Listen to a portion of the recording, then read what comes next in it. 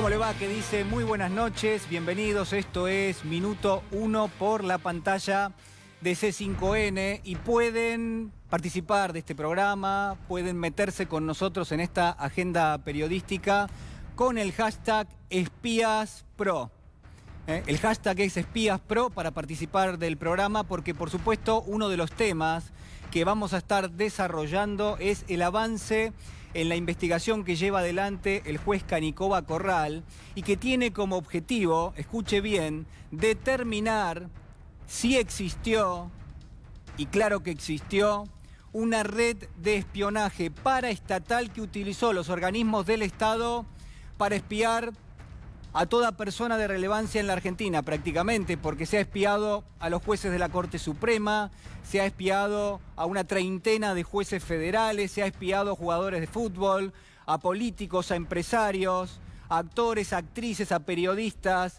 Bueno, esto es lo que investiga y lo que lleva adelante el juez Canicoba Corral a partir de una red de espionaje que tiene su foco, su centro en este Gran Hermano Pro, en esta especie de ojo que todo lo veía y que, por supuesto, esa información era utilizada o quizás será utilizada en algún momento por parte de quienes dejaron el gobierno, pero que quieren retener el poder.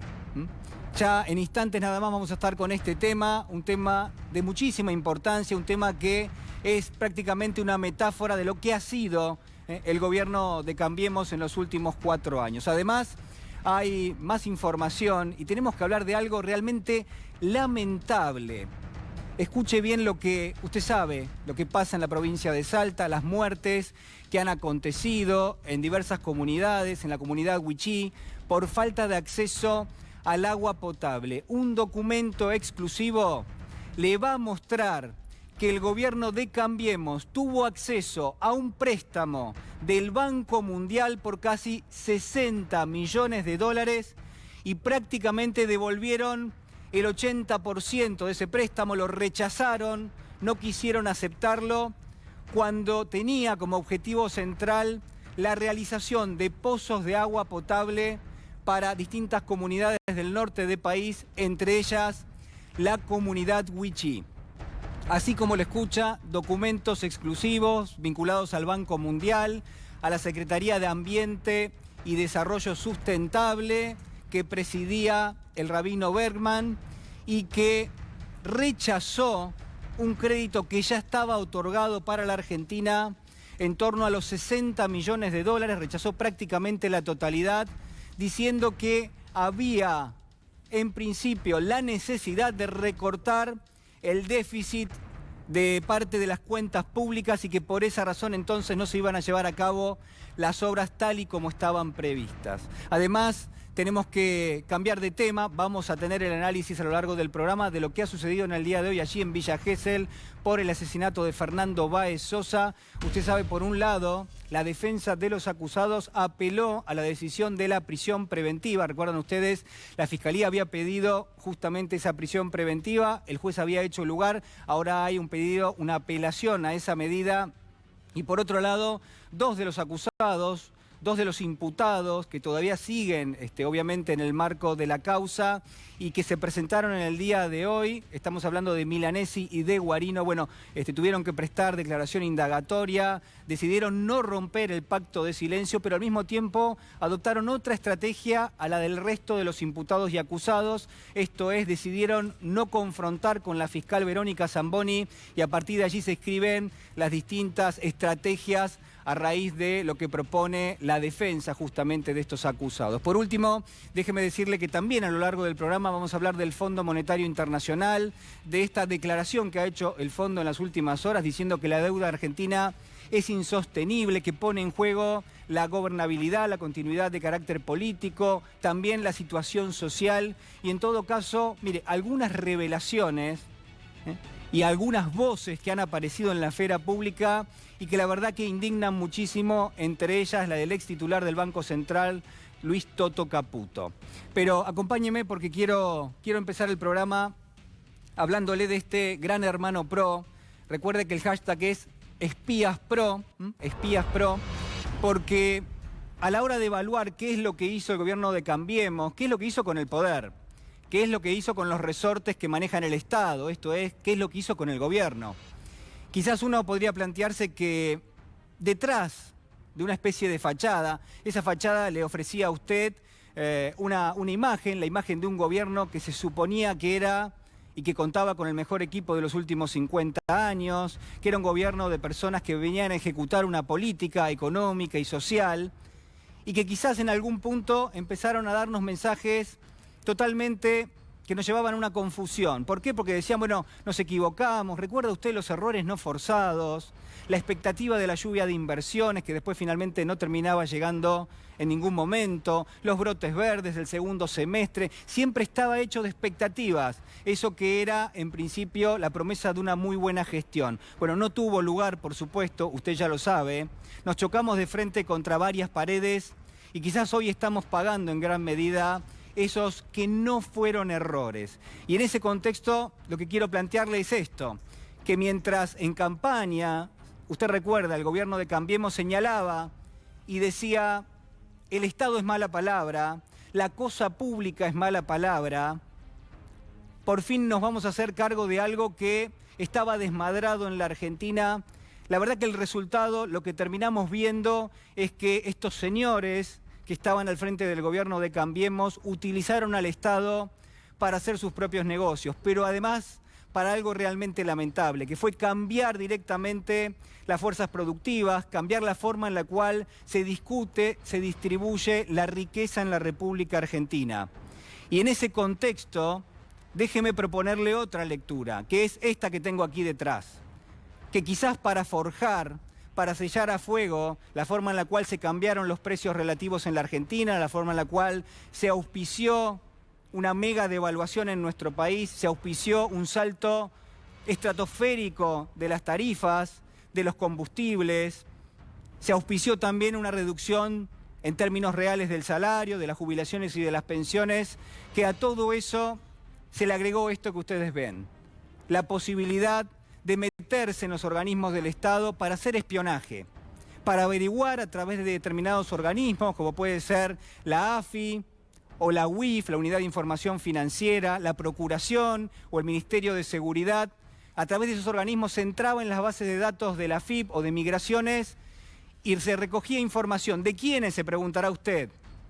La noticia es que cada vez es más importante ese listado y ahora lo vamos a compartir. Pero quizás lo más grave no es tanto este espionaje, que por supuesto que lo es, porque es información ilegal, porque es un delito lo que se estaba haciendo.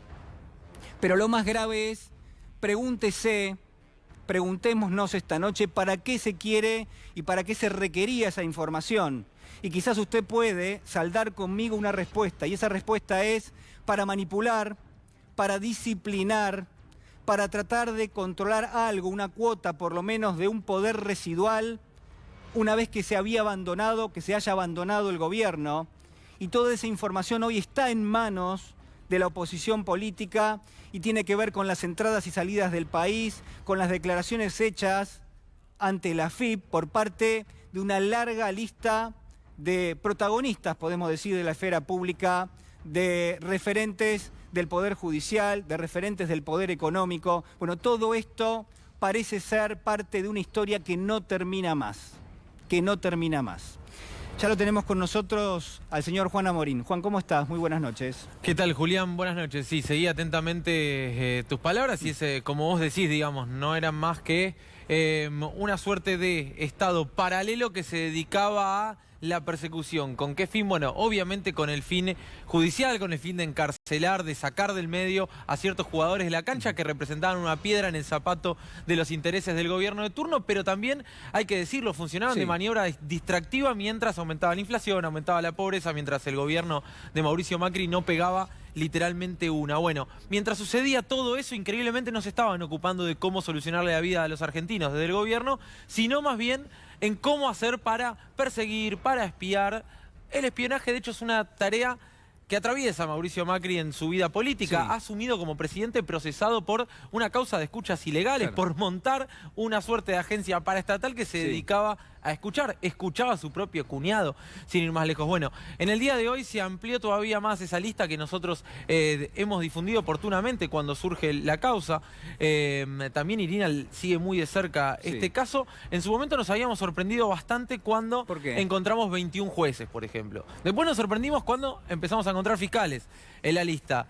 Después nuestros colegas de ADN revelaron que no era solo jueces fiscales, sino que también había dirigentes políticos. Después agregaron que había conductores televisivos, reconocidas figuras del espectáculo, empresarios de medios. Y toda una biblioteca de espionaje y recabar información de todos esos sectores. Totalmente, desde distintos organismos del Estado, insisto. Por eso cuando decimos hubo grupos paraestatales durante el último mandato, bueno, no hay duda de que la AFIP fue un apéndice del gobierno, más particularmente de un partido político. No hay dudas que la UIF funcionó de la misma forma. Bueno, acá lo vemos. Actualmente quien tenemos en pantalla es el juez Rodolfo Canicoa Corral. Probablemente usted no lo conozca de cara, pero es uno de los jueces de Comodoro Pi. Investiga actividades de espionaje e inteligencia ilegal perpetrados desde organismos y o dependencias del Estado. Llámese AFIP, Gendarmería, Ministerio de Seguridad, Prefectura, Policía Federal, PCA, Migraciones, AFI y UIF. Todas las dependencias del Estado prácticamente se utilizaban para espionaje. Se controlaban todo lo que es registro de migraciones desde los distintos organismos del Estado, ¿sí? A dónde iba, con qué destino, en qué avión, qué matrícula. Bueno, a partir de allí no sabemos muy bien para qué se hacía eso. De hecho, hemos mostrado, por ejemplo, al juez Casanelo le habían hecho un seguimiento muy particular. Juez Casanelo, una clara piedra en el zapato para el Ejecutivo, básicamente porque no se prestó a las maniobras arbitrarias que nos han acostumbrado varios jueces de Comodoro Pi. Juan, ¿es cierto que hasta se lo espió al propio juez que tiene la causa, a Canicoa Corral? Sí, exactamente. Y Canicoa Corral agarró y dijo, yo no me puedo investigar, no puedo investigar un caso que me involucra, mando mi caso a sorteo. Le tocó a María Servini. O sea que él también estaba dentro de los personajes que se estaban, de alguna manera, iba a decir investigando, pero esto es espionaje ilegal directamente. Desde la UIF particularmente habían accedido a los registros de migraciones de Rodolfo Canicoa Corral. Presuntamente, digo, siempre hay que dejar en claro que estamos en un Estado de Derecho y que la presunción de inocencia vale para todos, algo que no ha regido los últimos 4 años indudablemente.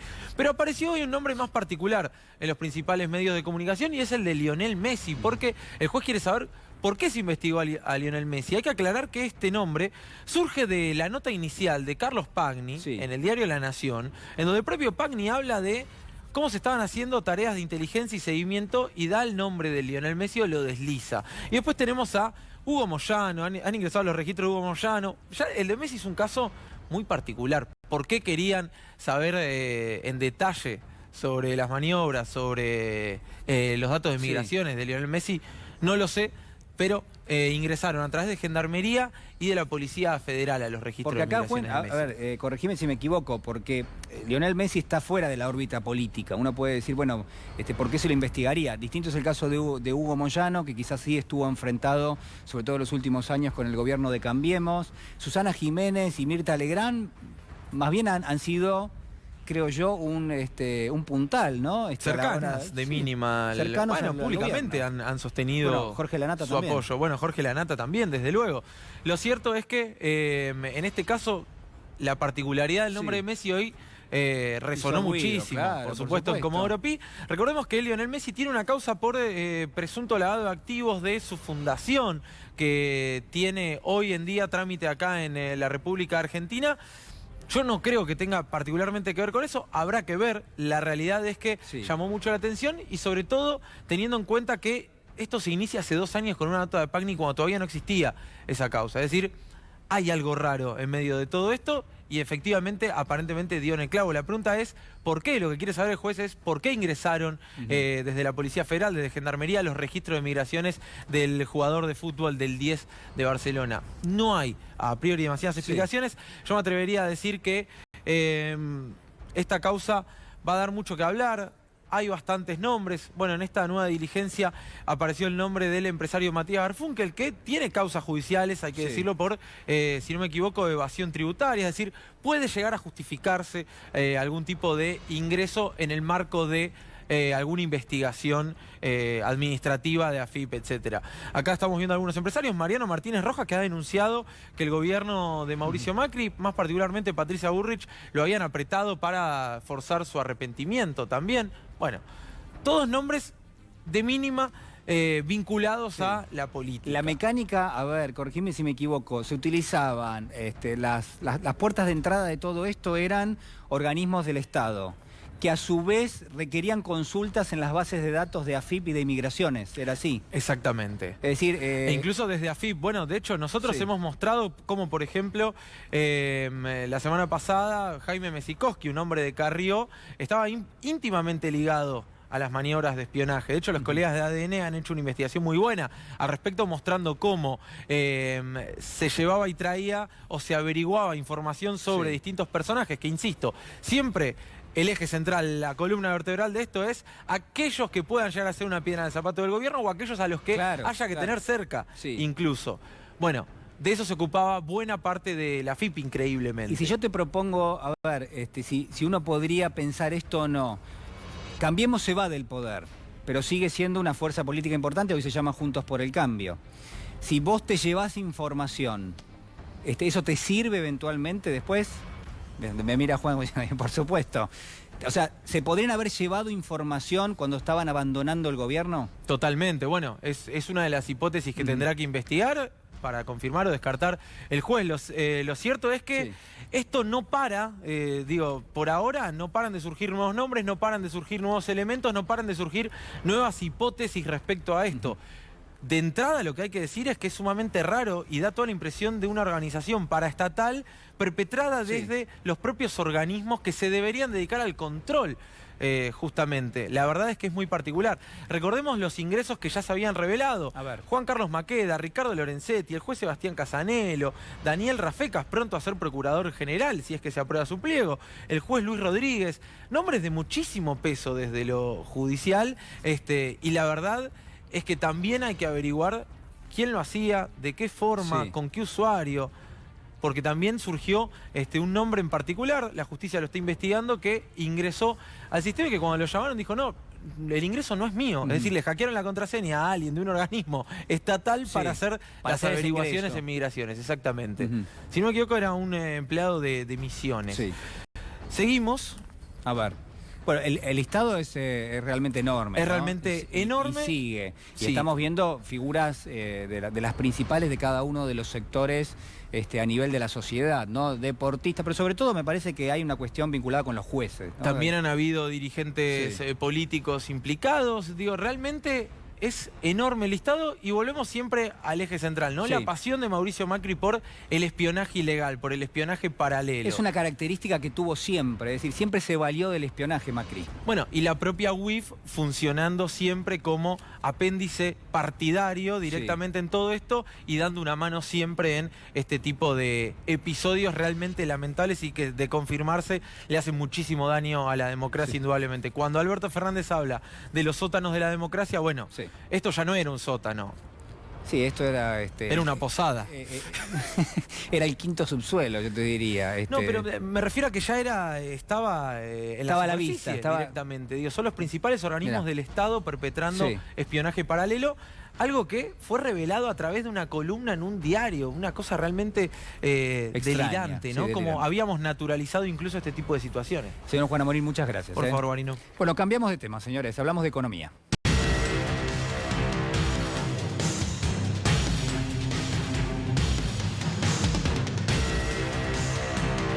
Bueno, ustedes saben, en el día de ayer el Fondo Monetario Internacional irrumpió directamente en la esfera pública con un mensaje que el propio gobierno, en principio, según sostienen algunas fuentes, había buscado. Esto es declarar que la deuda de la Argentina es insostenible y que en todo caso hay otros elementos incluso que considerar virtualmente si la Argentina tuviese que hacer algún tipo de ajuste vinculado con lo que es el déficit fiscal y que quizás en ese punto no es sostenible tampoco eso. Es decir, que la Argentina no podría hacerlo porque pondría en juego el elemento social y el elemento político, ¿no? Esto realmente ha sorprendido mucho. En el día de hoy, ahora lo vamos a estar analizando con Fernando Alonso, pero en el día de hoy habló el presidente de la Nación, Alberto Fernández. Esto decía. Y ayer tuve una suerte personal que compartí con mis amigos, que fue la suerte de decir, parecía que no teníamos nada, pero tenemos razón. Y nos dieron la razón. Y por primera vez en la historia, el fondo promueve semejante reconocimiento. Y por primera vez en nuestra historia de argentinos, les dijimos, esta vez déjennos hacer el plan de salida a nosotros, y nos dijeron, háganlo. Yo ya he vivido una experiencia parecida a esta con Roberto allá en el año 2003, y pudimos hacerlo. Lo vamos a hacer otra vez. Y yo estoy seguro que en no muchos años más vamos a tener una Argentina pujante, que se ponga de pie nuevamente, que vuelva a invertir, que vuelva a generar trabajo, que vuelva a desarrollar la ciencia y tecnología, que no se avergüence de sus universidades. Todos los que estamos acá somos hijos de la educación pública. ¿Cómo avergonzarnos de ella?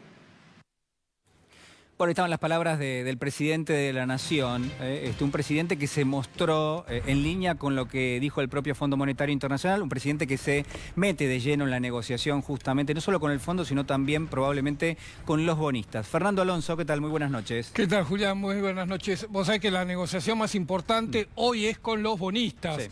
La negociación con el fondo se da en forma paralela, obviamente, pero siempre hay tiempo para cerrar con el fondo. Hay algunas especulaciones que se están tejiendo de que se le va a pedir 4 años de gracia antes de empezar a pagar. Prácticamente hay como un principio de acuerdo con el fondo sobre esa base, pero sí, es una negociación que todavía está desarrollándose. Lo interesante va a ser siempre la negociación con los bonistas, que es donde se juega verdaderamente si Argentina va o no al default. Recién el presidente citaba a Roberto. Roberto es el Roberto Labaña, el ministro de Economía que acompañó a Duhalde y a Néstor Kirchner, y que fue quien logró sacar a la Argentina del default y acompañando a Kirchner en la presidencia. Bueno, Roberto también estuvo reunido con Martín Guzmán, el ministro de Economía. Hace algunas jornadas compartieron una charla, estuvieron hablando de la negociación con el FMI.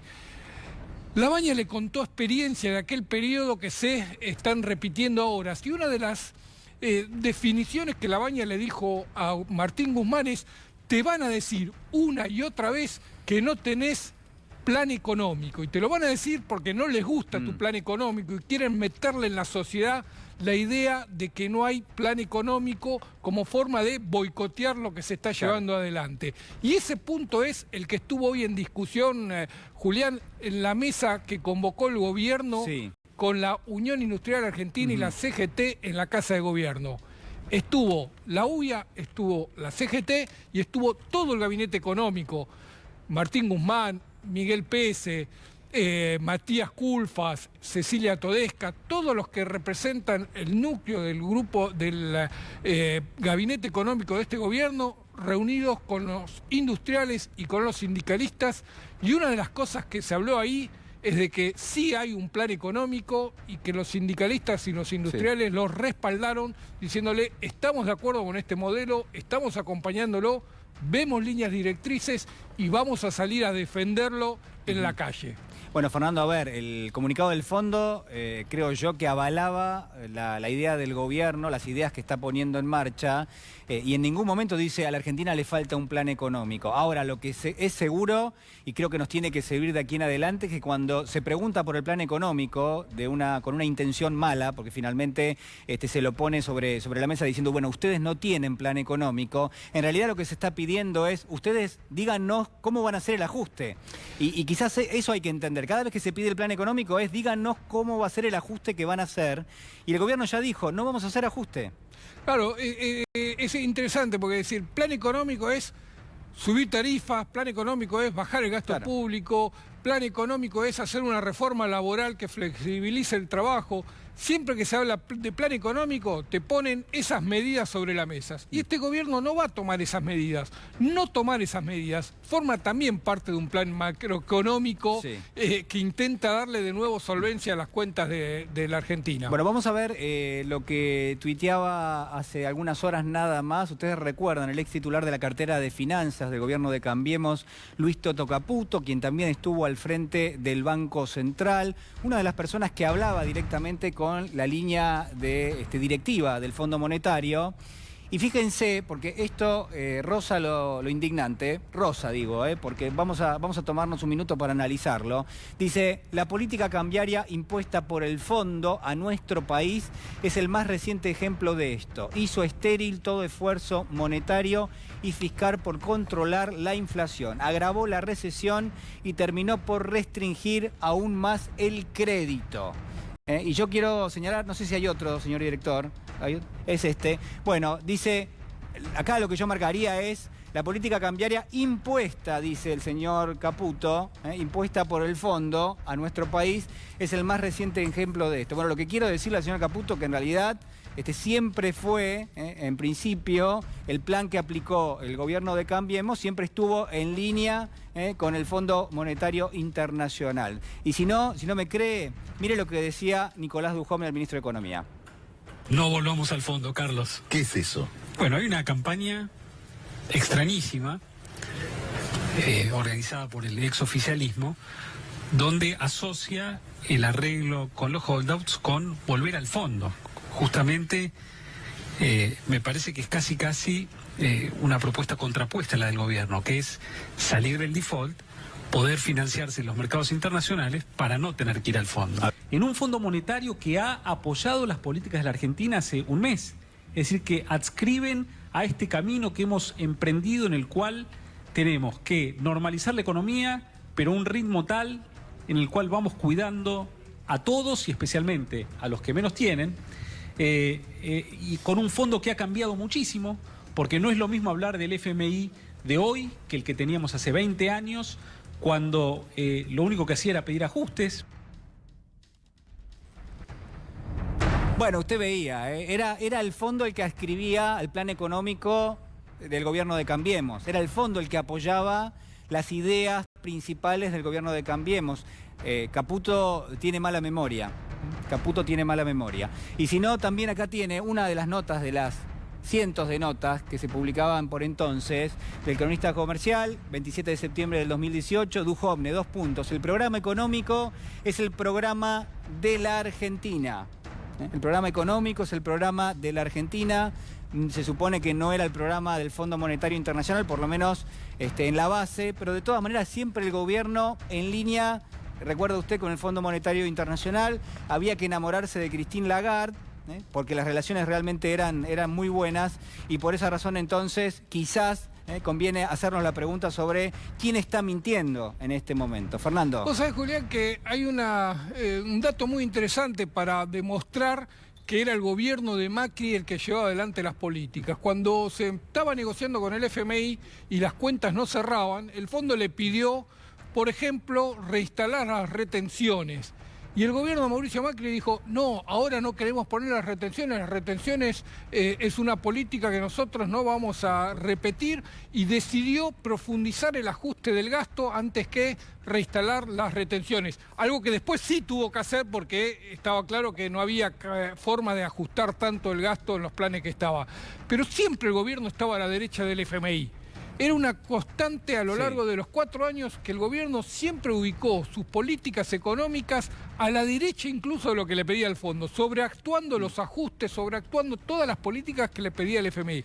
Y Caputo lo que busca es salvar su prestigio, porque él, recordaba Julián, llevó adelante una política de intervención desde el Banco Central que fue combatida por el fondo hasta el punto de pedir la renuncia. Claro. Lo que pasa es que Caputo hacía una política que estaba totalmente en contradicción con todo lo demás y hacía estéril las reservas que estaba invirtiendo, que estaba regalándole al mercado. Terminó Caputo financiando la fuga muy barata de dólares del país, dólares que eran necesarios y él lo estaba rifando fuera de toda lógica. Bueno, Fernando, a ver, si uno estudia la historia del Fondo Monetario en la Argentina, uno se da cuenta de que cada vez que la Argentina tuvo una crisis estuvo el Fondo Monetario ahí en el medio y que los distintos gobiernos de turno muchas veces lo pusieron como chivo expiatorio al Fondo Monetario. Es decir, los gobiernos hacían políticas que recomendaba el fondo, pero cuando no funcionaban decía, bueno, no, me lo pidieron ellos, me lo exigieron. De parte del Fondo Monetario Internacional. Lo utilizaban como el culpable, pero lo que siempre se ve es que cuando está el Fondo Monetario y se aplican las políticas que dice el fondo, lo que hay es una dirigencia local, una dirigencia argentina que es permeable a lo que dice el fondo, que no va y le discute al Fondo Monetario, sino que acepta, incluso como hizo Cambiemos directamente, amplifica las políticas que el propio Fondo Monetario Internacional le propone, por supuesto siempre políticas de ajuste. La discusión sigue siendo, para algunos, parece mentira porque aparte la indignación tiene que ver con que quienes promueven esta discusión son los responsables de esta situación económica. Pero la discusión, le decía, en algún sector de la política todavía plantea si la Argentina puede o no pagar la deuda y dicen, bueno, la deuda es pagable. Es absurdo en general el planteo, pero digo, la deuda es pagable. ¿Sabe quién lo dice? Mire. Y el gobierno exagera para tener más tiempo, ¿no? Y bueno, y realmente la deuda que nosotros dejamos es absolutamente compatible y normal en cualquier país. Además dejamos una negociación con el Fondo Monetario que abarata muchísimo cualquier tipo de posibilidades porque es plata con intereses muy bajos. Así que bueno, creemos que siempre tiene que ver con los intentos de abrir márgenes políticos más que el hecho de la deuda en sí. Como habrán visto, Kicillof dijo no tengo, no puedo, y bueno, pagó en 1 minuto y medio, así que evidentemente todo lo que había dicho antes no era la realidad, ¿no?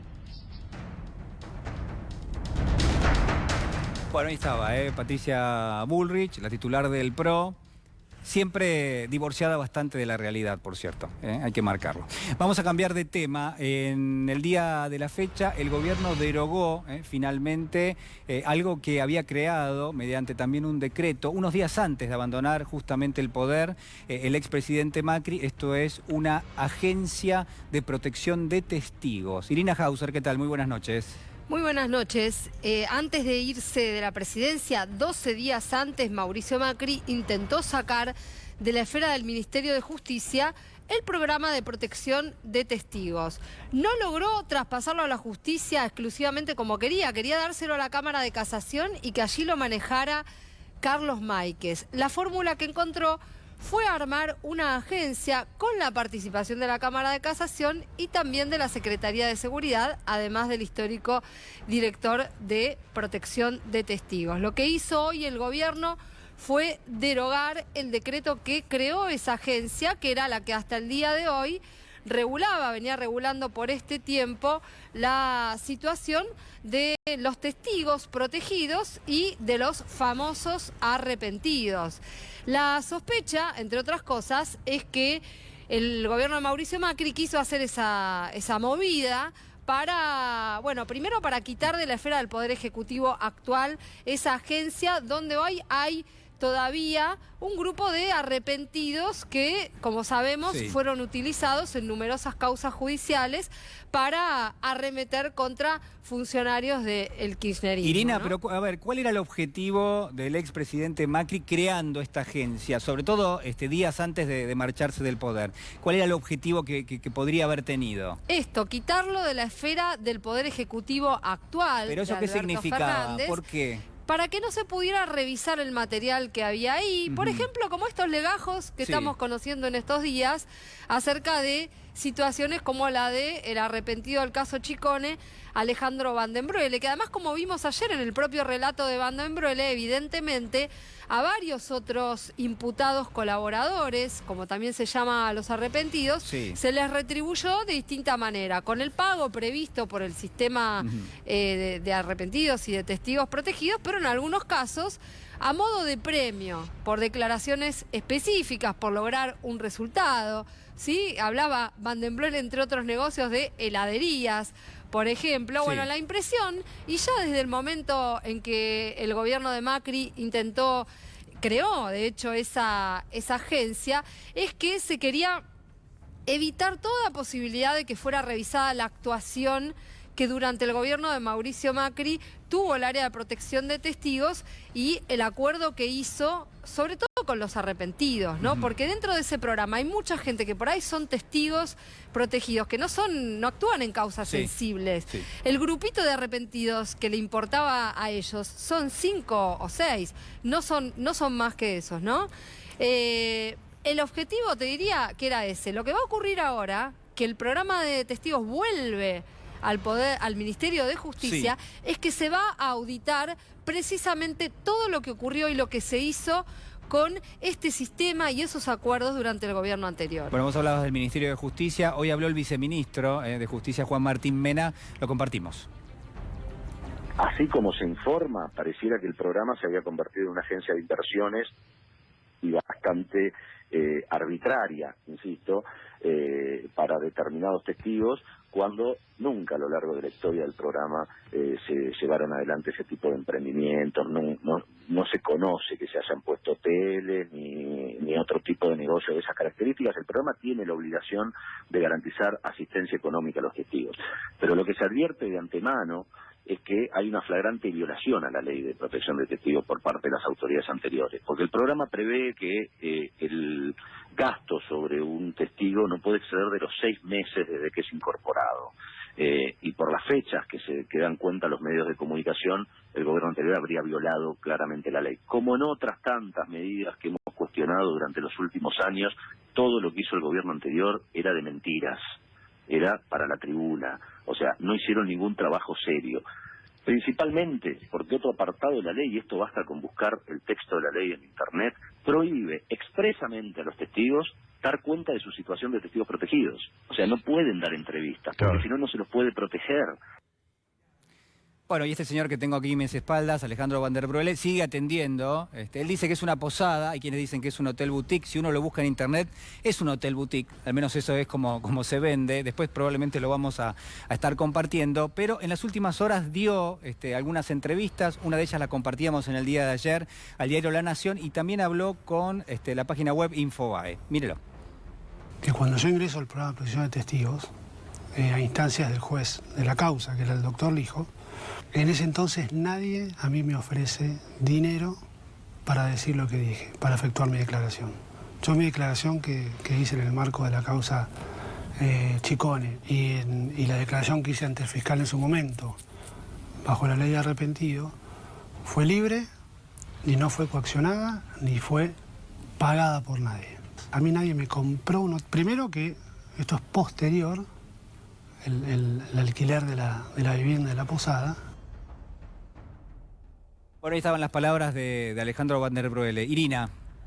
Y algo que decía Mena antes, que es muy importante, que es que la ayuda económica dura 6 meses. Tal como estuvimos viendo en los documentos que aluden al acuerdo de Van den Broek, se lo dieron después de el dinero para la posada, ¿no? Se lo dieron después de la condena a Amado Boudou, que ya había pasado muchísimo más tiempo que 6 meses. Eso como dato para empezar. Pero la verdad es que él hizo un acuerdo económico y en los propios papeles dice que el dinero se lo dan justamente con posterioridad a haber logrado esa condena, ¿no? Como si lo que justificara la entrega del dinero era el logro de esa condena. Bueno, algo que él ratifica en la entrevista que le dio a La Nación en el día de ayer, ¿no? Porque le preguntan, bueno, ¿pero cuándo? Bueno, después que declaré.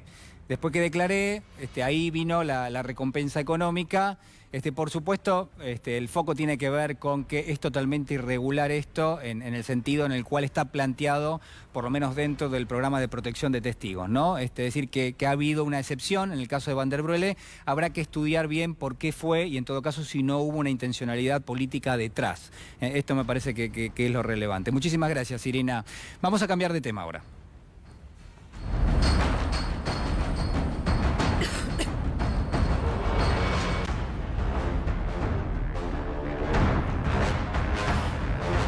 Muy bien, es la Argentina periférica, ponemos ahí, es la Argentina que queda al margen, la Argentina que a veces hay quienes han insinuado que sobra, ¿no? En muchos aspectos, las muertes que han tenido lugar en Salta, la falta de acceso al agua potable y una información que creo que es clave, Juana Morín. Sí, totalmente, Julián. Esta mañana en Radio 10 particularmente habló Diego Moreno, exsecretario de Política Ambiental, a partir de declaraciones realizadas por el actual ministro de Ambiente, por Juan Cabandier. Sí. ¿Qué dijo Cabandier? Que se había subejecutado, que había devuelto la gestión de Sergio Berman un crédito en el Banco Mundial. ¿En función de qué? De reducir el déficit a partir del préstamo con el Fondo Monetario Internacional. Argentina se compromete a hacer un ajuste feroz y parte de ese ajuste, según el ministro de Ambiente, Juan Cabandier, se dio en áreas sensibles como proyectos para comunidades indígenas, ¿sí? Para pueblos originarios. Lo cierto es que salió a responderle Diego Moreno confirmando de alguna manera que había una gran subejecución, y después te voy a mostrar algunos documentos que prueban que efectivamente la gestión de Berman en el Ministerio de Ambiente devolvió 38 millones de dólares al Banco Mundial. Le dijo, no queremos este desembolso porque no vamos a llegar a cumplir, y esto es en pos del ajuste solicitado. Tenemos los documentos, lo vamos a ver, pero primero escuchamos a Diego Moreno. A ver.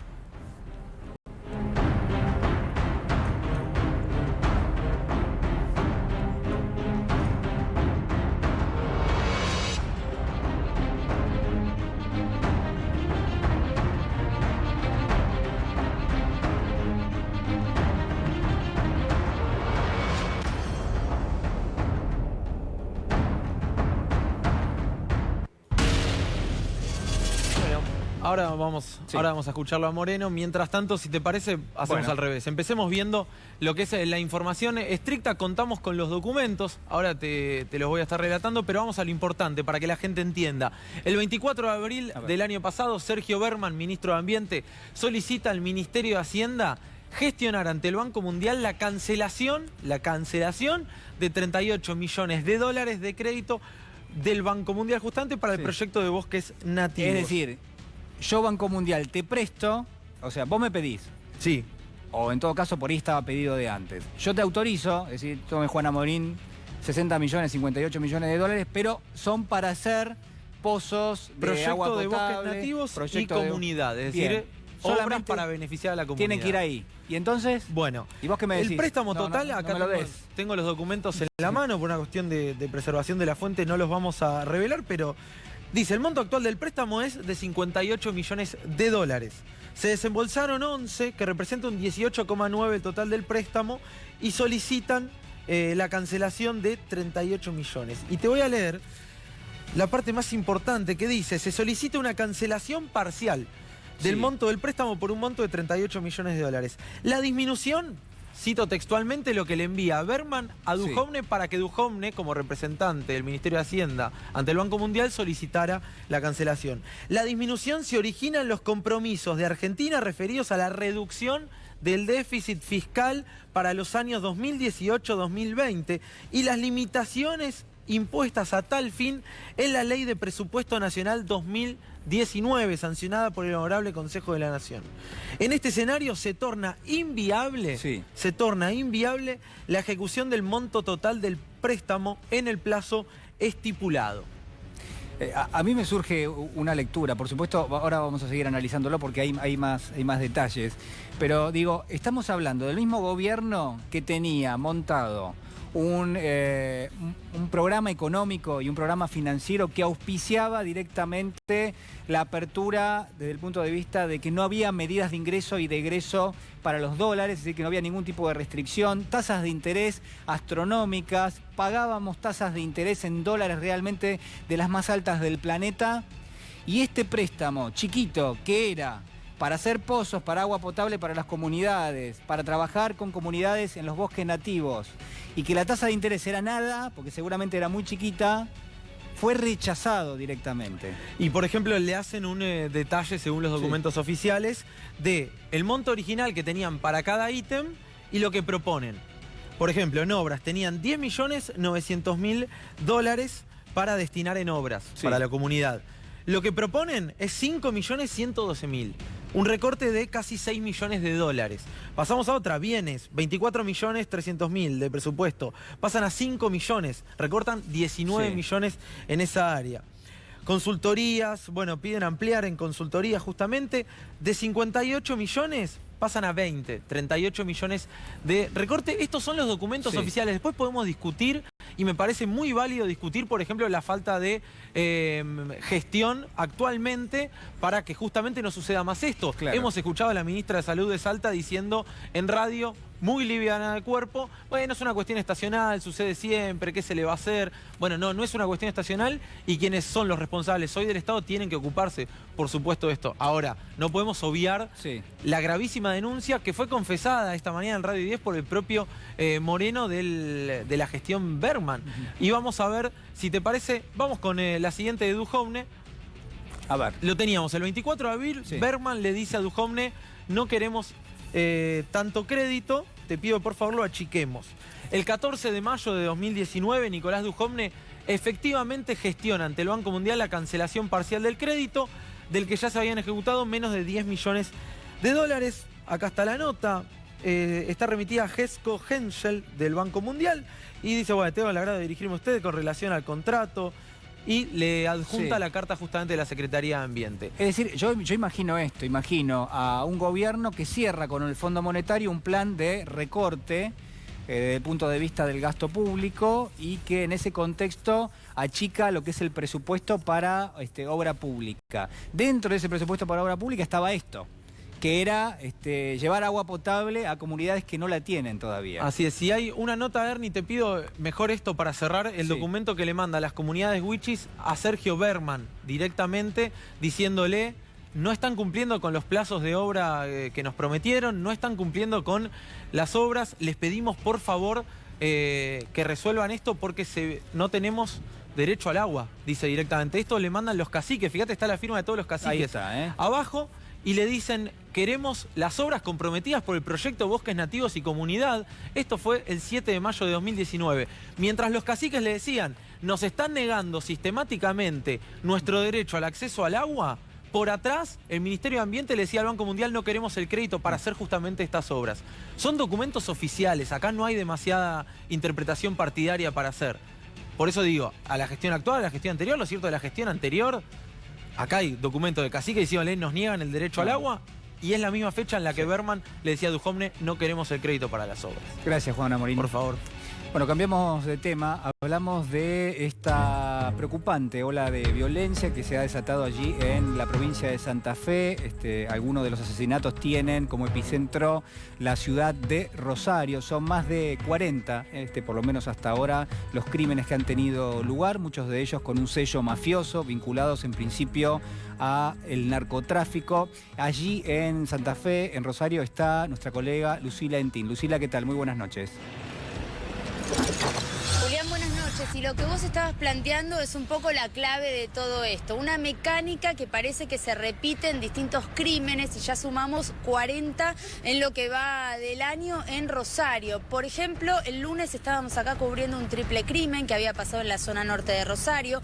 Hoy tuvimos que volver porque en las últimas horas se conoció otro hecho de violencia, otro asesinato, esta vez en la zona sur, Villa Gobernador Galvez. ¿Qué fue lo que pasó allí? Encontraron en un auto y sin vida y con 40 balazos a Martín Bertón, que es un joven de 35 años, hijo de una dirigente del PJ bastante reconocida aquí en Rosario, que es Mónica Cabrera. Lo encontraron dentro de su vehículo, un Chevrolet Corsa con dichos disparos, y de hecho en la puerta de la casa de su madre. Su mamá fue la que llamó al 911 porque escuchó esos disparos, pero no sabía que era su hijo hasta que salió a la calle y vio que era su auto y que era su hijo el que estaba allí sin vida. Y te hablaba de esta mecánica, ¿no? Con una ametralladora, 40 disparos, no le robaron nada y escaparon. Ahora la Fiscalía está investigando si estas personas que dispararon se movilizaban en una moto o se movilizaban en un auto. Están relevando las cámaras de seguridad, pero más temprano hablábamos con su madre, con Mónica Cabrera. Esto nos decía cuando trabajamos en el lugar de los hechos. Escucha.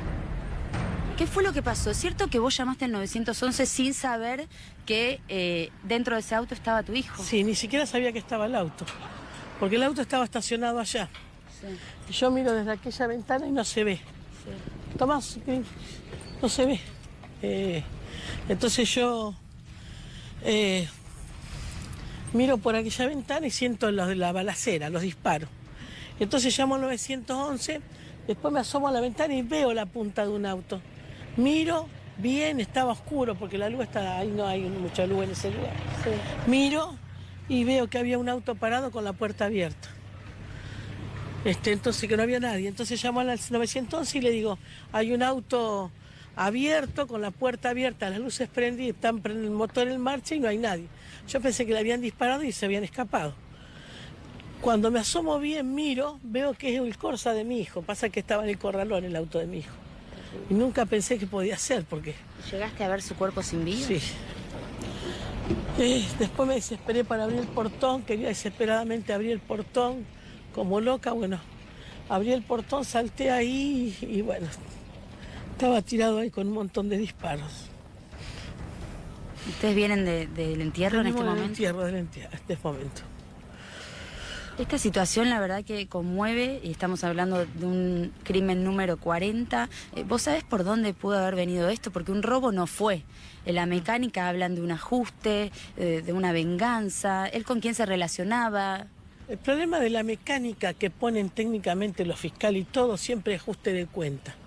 Así mataron a una persona en el casino y era gerente de un banco. No sé qué mecánica de ajuste de cuenta podía tener en el casino.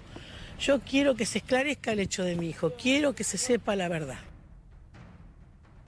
Bueno, ahí estaba, Lucila Entín, muchísimas gracias allí en Rosario, con una nota que deja como testimonio central, creo yo, la sospecha, y quizás me quedo corto, de que este crimen tiene que ver, guarda una relación con la actividad del narcotráfico.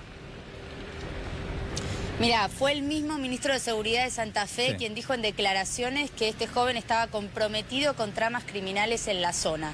Es por ahí que está yendo la Fiscalía justamente. Seguramente el contexto narcocriminal que está vinculado a este homicidio. Muchísimas gracias, Lucila, muy amable. Bueno, lo sumamos en este análisis al periodista Fero Soriano. ¿Cómo está, Fero? Muy buenas noches. Hola, Julián, buenas noches. Bueno, a ver, uno puede decir directamente que en gran medida la ola de violencia que se ha desatado en Santa Fe guarda una relación directa con la actividad del narcotráfico. ¿Se puede decir eso? Sí, bueno, claramente lo está diciendo la justicia y lo está diciendo el gobierno de Santa Fe, ¿no? Estas declaraciones que decía nuestra compañera recién, que hizo Marcelo Saín, el ministro de Seguridad de la provincia de Santa Fe, donde directamente... Porque uno desde acá respeta el dolor de una madre, ¿no? Sí. De una víctima, no quiere revictimizar a la víctima, pero acá no hay un hecho de inseguridad clásico, no hay un robo, son 40 disparos contra un auto y lo que dijo Saín de la trama criminal viene por ese lado, claramente, es un sello narco, un ataque narco con todas las señales, digamos, que esto tiene. Saín dijo otra cosa muy interesante, que es lo que se viene viendo, que es la disputa por el territorio, ¿no? Lo que dijo Saín, te lo leo, son homicidios vinculados al negocio del narcotráfico que ocurren en barrios donde se vende la droga, no donde se consume. Vos sabés que yo hablaba con alguien, con uno de los investigadores del ministerio, y me decía que Rosario es una de las ciudades donde más se consume cocaína, una cocaína de altísima calidad, y donde Rosario, una ciudad del núcleo sojero, donde hay muchísimo dinero, moviendo esto. Se calcula que solo los búnkers de la ciudad de Rosario mueven alrededor de 4 millones de pesos por fin de semana. Lo que se sospecha de esta víctima es que estaba vinculado con el manejo de sustancias en estos barrios. Los clanes se disputan el territorio justamente porque mueve mucho dinero, ¿no? La sumamos, ya está con nosotros la fiscal Mónica Cuñarro. Cuñarro, ¿cómo está? Muy buenas noches. ¿Qué tal? Buenas noches. Bueno, una de las personas que más sabe de esta temática, que lo viene siguiendo desde hace ya muchísimos años. Estoy tentado de preguntarle si hay una solución para esto, pero primero quiero un diagnóstico de lo que estamos viendo. Digo, ¿qué tan grave es lo que estamos viendo? Bueno, no, la verdad es que para hacer diagnósticos y hablar con seriedad hay que tener datos objetivos. Por ejemplo, uno dice 40 muertos y puede decir 40 muertos es una cifra elevada, que lo es, pero lo que marca a qué obedece ese tipo, digamos, de muertes es justamente los móviles.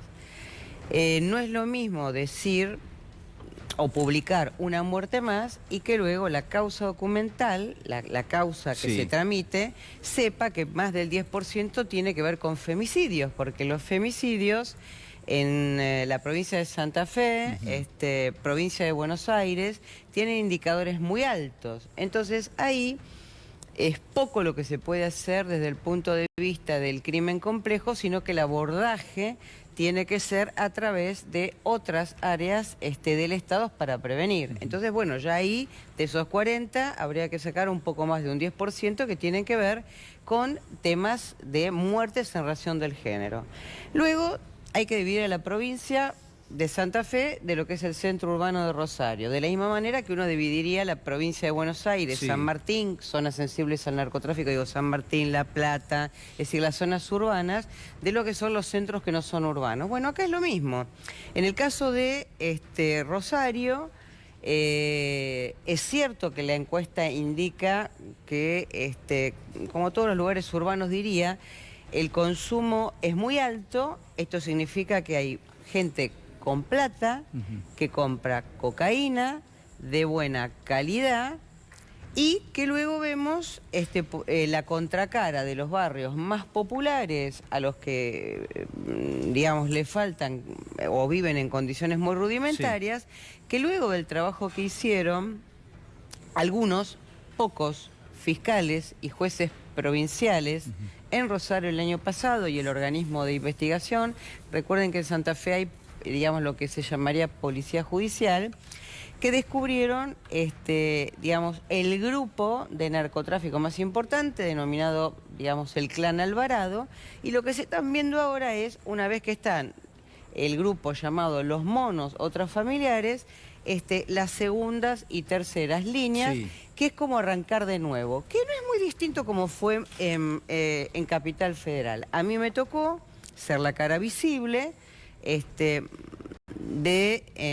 acá en la ciudad de Buenos Aires, digamos, podemos decir que es uno de los lugares más ricos del país. Si mal no recuerdo, eran 12 homicidios, una cifra elevadísima para lo que es Ciudad de Buenos Aires, y todos estaban vinculados a disputas territoriales. En ese caso eran Marcos versus Ruti, que habían sido socios, se pelean, se separan, y luego había homicidios, digamos, pasamos la docena, pero no es, digamos, decir que eso era responsabilidad, no sé, en aquel momento si estaba o Aníbal Ibarra, Tellerman o ya Macri como jefe de gobierno, responsabilidad de la cartera de seguridad de la ciudad, no era cierto, porque en realidad eran disputas por espacios territoriales. Acá lo que estamos viendo es disputas por espacios territoriales, que entonces tienen que ser abordadas de otra manera. Irina Feró. Sí, yo tengo una pregunta quizá un poco más primitiva. Dale. ¿Por qué se concentra en Rosario toda esta actividad? Porque seguramente en Rosario, como suele pasar, está la plata. Esa plata, digamos, el narcotráfico vos lo podés abordar de muchas maneras. Podés abordar diciendo, como decía la ex ministra Bullrich, solamente decomiso, hice 400 operativos, 1000 operativos, 3000 operativos, y para el Lego eso dice, wow, cuánto se decomisó, y no te dice nada. Rosario, al igual que los centros urbanos que tienen, digamos, mucho dinero, esa cocaína de buena calidad la consumen personas de clase media alta y clase media acomodada. Y el dinero que vos ves seguramente, no estoy diciendo una cosa porque sí, atacar el dinero del narcotráfico es atacar a qué se va, a dónde va, cómo se lava, financieras, cuevas, sector inmobiliario, empresas fantasmas, que es distinto a cómo se debería abordar en Santa Fe, aunque un caso que apareció en los medios que tenía que ver con quien es el dueño de una agencia de viajes, aparentemente eso que fue mostrado como un caso de robo al voleo tampoco sería un robo al voleo. Es decir, que el dinero del narcotráfico alimenta a su vez la economía del lugar, uno podría pensar. No solamente, por supuesto que la alimenta en forma ilegal y debe ser atacado, como también es cierto que hay nichos de corrupción. La situación... digo esto porque, a ver, salvo el presidente de la Nación en su discurso inaugural y el gobernador Perotti, No hubo otros gobernadores que hayan dado Sí. frente a la Asamblea Legislativa, hayan sido tan precisos en hablar de el tema narcotráfico como un fenómeno sistémico, dijo el presidente de la Nación, es un profesor de Derecho Penal y lo denomina como corresponde, delito complejo, fenómeno complejo, y en el caso de Perotti fue más allá, dijo que no venía a ser gobernador para seguir legitimando de alguna manera, y esto no es poner reproche a nadie, una situación que ha quedado acreditada en causas por algunos fiscales y jueces de relación entre nichos de corrupción policiales, que esos policías están presos, son cabezas de policías. No es como dice la exministra Bullrich, dejen de ideologizar y decir que los policías cometen algunos delitos. Sí, algunos nichos de corrupción de policía los cometen, como también algunos jueces, no todos son Reynoso. Y también en el Estado también hay una apertura, por eso el abordaje debe ser sistémico. Cunierro, ¿cómo le va? Bien. Una pregunta, teniendo en cuenta que el consumo siempre crece, que los territorios de cultivo en los países productores como Perú y Colombia crecen año a año, que hay más muertes por la disputa por el territorio que por el consumo. ¿Existe la posibilidad seria, realmente seria, teniendo en cuenta que además la ONU está poniendo en cuestión este paradigma de lucha contra el narcotráfico? ¿Estamos en condiciones de tener otra perspectiva de combate al narcotráfico, otra mirada? Porque, digamos, 40 muertes en 50 días. Este combate al narcotráfico evidentemente es un fracaso. Bueno, sí, es un fracaso, pero es un fracaso también en el país. Y es un fracaso no ahora, digo, ¿no? en los la últimos región. 40 años. Y es un fracaso ha en los últimos más de... Todo el mundo ha fracasado. En los más de 40 años. El trabajo que hizo un comité de expertos, nosotros planteábamos que se debía abordar desde distintas perspectivas. Que es un fracaso. Que hay que abordar el tema de la ley, hay que abordarla en forma consensuada, pero eso tiene que ver un poco con lo que decía Fernando. Yo no puedo, no puedo abordar el tema de la ley si no hago un diagnóstico. La única vez que Argentina hizo un diagnóstico de todos los aspectos fue durante el gobierno de la presidenta Cristina Fernández de Kirchner a través de la jefatura de gabinete. Quiero decir, datos objetivos para abordar el problema. ¿Qué se hace con la prevención? ¿Qué se hace con la adicción? ¿Qué se hace con el alcohol? ¿Qué se hace con los psicofármacos? ¿Con la propaganda? Puedo estar toda la noche y un mes hablando de esto. ¿Y qué es lo que se deja para la persecución que tiene que estar dada? Obviamente con las organizaciones complejas y con el tema del dinero que proviene de esto y va de nuevo a los circuitos. Sí, es un fracaso rotundo. Gracias, fiscal. De nada. Ha sido muy amable. Gracias también para Fernando Soriano. Muchísimas gracias. Nosotros tenemos que hacer una pequeña pausa. Pero al regreso vamos a estar hablando de la causa que investiga el asesinato de Fernando Báez Sosa, los audios, los chats exclusivos que se han dado a conocer en las últimas horas. Bueno, todo esto aquí con Irina Hauser en instantes nada más.